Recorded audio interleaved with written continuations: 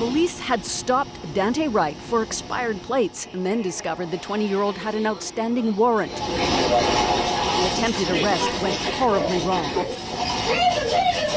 But instead of tasing, Officer Kim Potter pulled her gun. The police chief today called it an accidental discharge. It is my belief that the officer had the intention to deploy their taser, but instead shot Mr. Wright with a single bullet. Say his name! A deadly mistake, say many, at a terrible time, right in the midst of the trial in George Floyd's death. The National Guard and police surrounded the police station, a curfew imposed in Minneapolis and its suburb.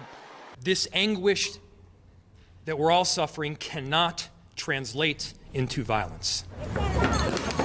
But last night it did.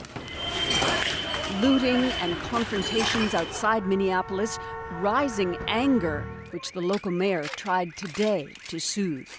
Our hearts are aching right now. We are in pain right now. But the latest shooting lays bare again the tensions around police use of force. Dante Wright was a young father of a 2-year-old, an amazing son, said his mother. He was my life. He was my son. And I can never get that back. Because of a mistake. Because of an accident. Community members want the police chief fired and the officer charged with murder. What I witnessed was agitation, intimidation, irritation, and escalation. All this as Felonious Floyd struggled to testify today about growing up with his older brother George. He just was like a person that everybody loved around the community.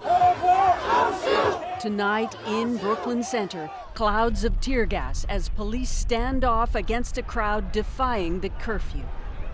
And Susan, it seems that the situation outside Minneapolis has been deteriorating tonight?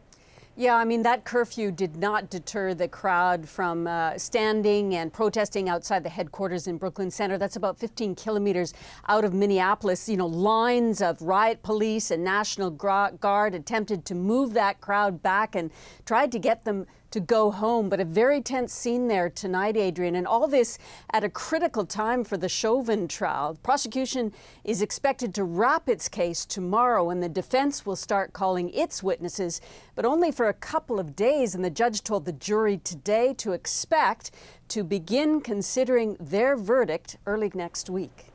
All right, senior correspondent Susan Ormiston in Washington tonight. Thank you, Susan. You're welcome.